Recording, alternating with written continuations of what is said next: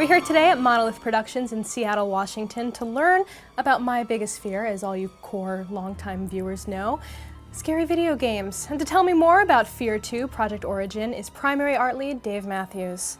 So you worked on the first one, obviously. Yes.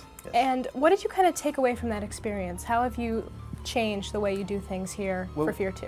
One of the main tenets still is that John Woo over-the-top style, like real heavy cinematic combat. As we move forward, we really have a very specific story that we're trying to tell with Alma.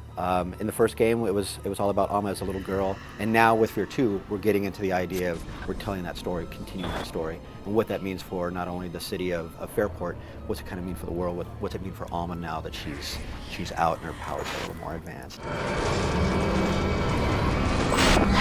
And what's the style? Has that changed at all? I mean, you had a very specific style in the first game. What's different now? We got a lot of community feedback from the first game, and one of the elements that we kept kind of coming back time and time again was we created a really good experience for like real tight, frenetic combat, but they wanted to open up that space. So in F.E.A.R 2, we really took great pains to really start to change the volume of space, which ultimately changes how combat kind of evolves and resolves. We have this whole new combat aspect called the EPA, which is the Elite Powered Armor, and ultimately it stemmed from the community.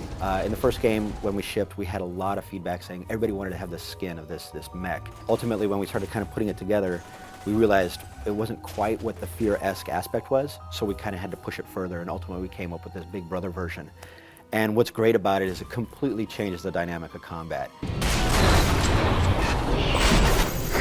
This is Tarl Rainey. He's multiplayer producer on F.E.A.R 2. And what are people going to get out of multiplayer in this version? Well, what we really wanted to do was actually pick up where we left off with F.E.A.R multiplayer. So obviously going from PC to console, there's a bit of a challenge there getting the controls right. And we actually looked at a lot of other games, figure out what are the best things to do to make that feel right.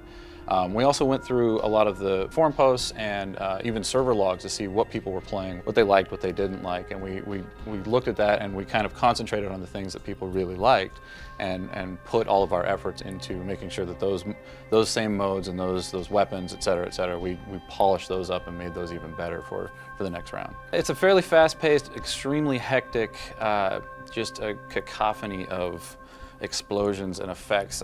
You've probably seen tons of screenshots and videos of just sparks and smoke and body parts and all kinds of great stuff just nice. Flying around, and that really is what the experience is all about. Are you afraid? You should be. We're here at Monolith today to talk to Brian Pamatwan, who's a director of audio. It's his job to make the game scary enough to want to play with the lights on.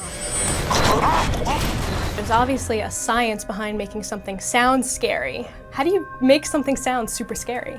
So there's a couple elements that we do to make it sound scary. First, if you don't know what's around the corner, that makes it scary, so we play up on that. If we add ambience, and then if we do lighting, and then some special effects, I think that combination, if we set it up right, just scare the heck out of you.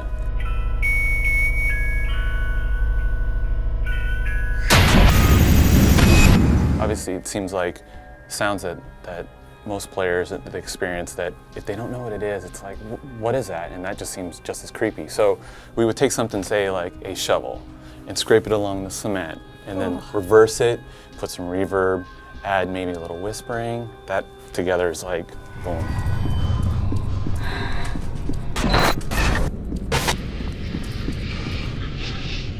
So here I have a cinematic from the game.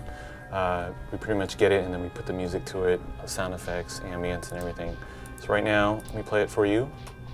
A little bit of ambience, kind of building it up. More tension building.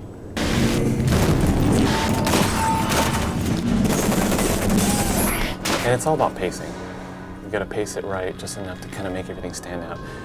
Here, it's just, we were like, okay, what can we have in that part? It was, let's put the rope creak. And so we actually, and some people don't even know what it is. It's kind of like, what is that sound? And all it is really a rope creak that's kind of reverbed out. I'm hoping that someone is gonna sit down in the right setting, be completely scared out of their mind. Overall, it kind of brings them like, oh my God, this is too scary. Just having that aspect where audio is actually affecting them, that is what I want.